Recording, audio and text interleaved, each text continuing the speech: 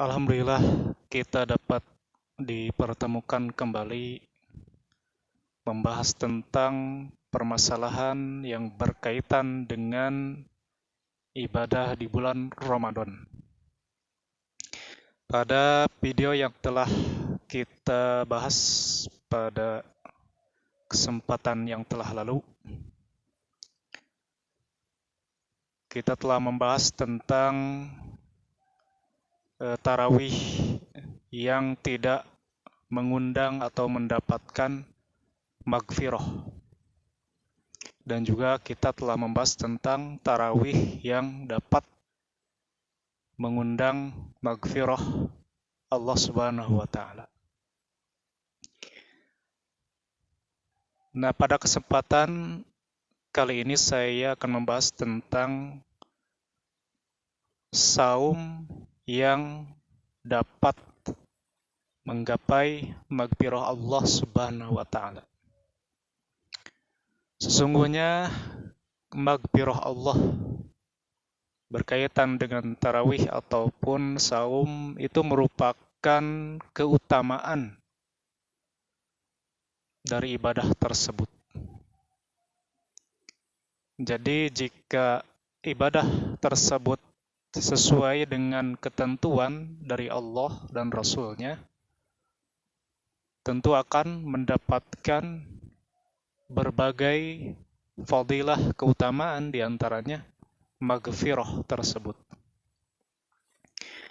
Demikian pula tentang saum Ramadan yang kita lakukan, itu juga dapat mengundang menggapai maghfirah Allah Subhanahu wa taala, tentunya dengan ketentuan sesuai dengan perintah Allah dan Rasul-Nya. Yaitu kita telah bahas diantaranya yang tentu kita sudah ketahui dengan dua syarat, yaitu ikhlas karena Allah dan mengikuti sunnah Rasulullah Shallallahu Alaihi Wasallam. Maka jika saum kita juga memiliki kriteria dua persyaratan itu, maka insya Allah Allah Subhanahu wa taala akan menerima ibadah tersebut dan juga akan memberikan maghfirahnya kepada pelaku ibadah tersebut. Nah, saya akan membacakan sebuah hadis yang sudah populer, yaitu sabda Nabi Shallallahu Alaihi Wasallam, "Man shoma Ramadana imanan wahtisaban, ghufira ma taqaddama min zanbih." Barang siapa yang saum Ramadan berdasarkan keimanan dan ihtisab, maka akan diampuni dosa-dosanya yang telah lalu. Di hadis tersebut disebutkan bahwa di antara persyaratan agar saum Ramadan kita mendapat maghfirah adalah dilaksanakannya karena iman. Para ulama ada yang menyatakan bahwa yang dimaksud dengan iman di sana adalah wal muradu bil iman al-i'tiqadu bihaqqi fardiyati saumihi. Yang dimaksud dengan iman tersebut adalah meyakini kebenaran kewajiban saum tersebut. Jadi jika kita ingin disifati sebagai orang iman, maka tentu kita harus meyakini tentang fardiyah wajibnya saum Ramadan tersebut, meyakini tentang hukum tersebut,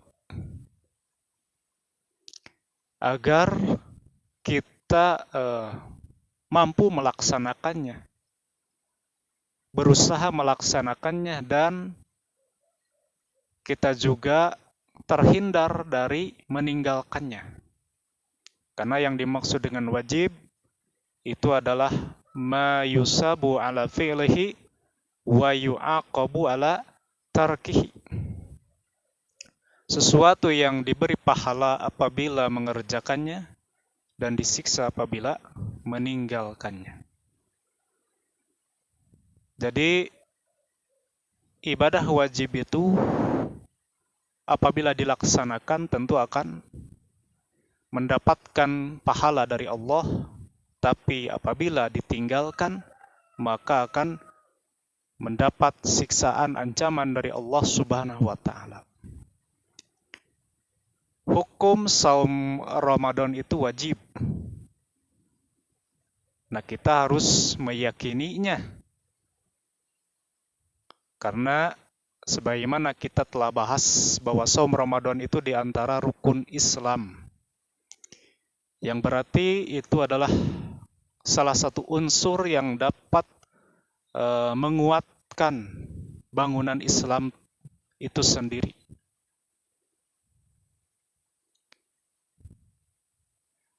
Itulah pernyataan yang dimaksud dengan imanan pada hadis tersebut.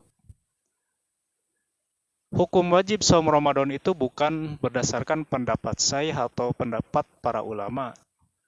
Namun hukum wajib tersebut tentu berdasarkan dari Rasulullah SAW yang beliau senantiasa melakukan saum Ramadan dan tidak meninggalkannya.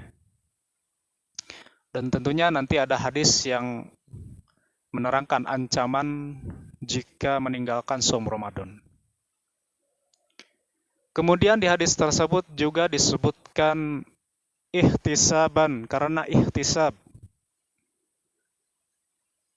Disebutkan bahwa ihtisab itu adalah wal muradu bil ihtisab thalabus sawabi minallahi ta'ala, mengharapkan pahala dari Allah Subhanahu wa ta'ala. Jadi di hadis tersebut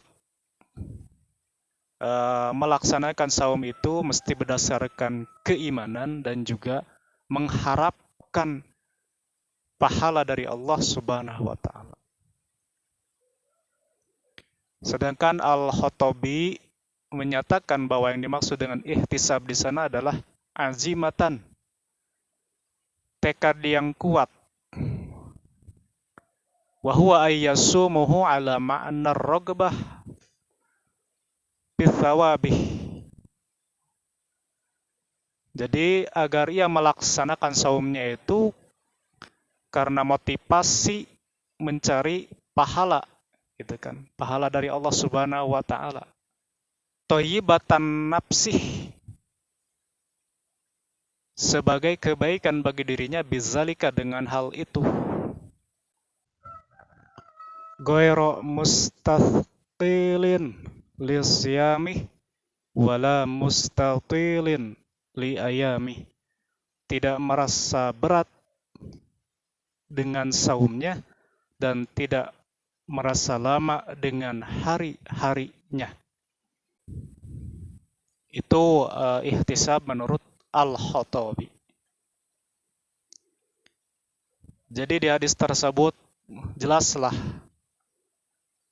bahwa saum Ramadan akan mendapatkan maghfirah Allah jika didasari dengan keimanan, keyakinan tentang wajibnya, sehingga kita mampu melaksanakannya, dan juga ihtisab, mengharapkan pahala dari Allah Subhanahu wa ta'ala.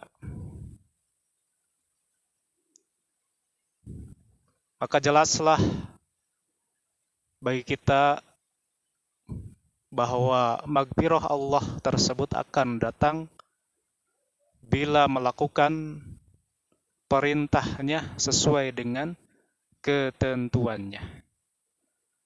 Sebagaimana ibadah tarawih juga sebagai ibadah yang mahdhah, murni dari aturan Allah dan Rasulullah, tanpa ada aturan dari manusia atau campur tangan manusia.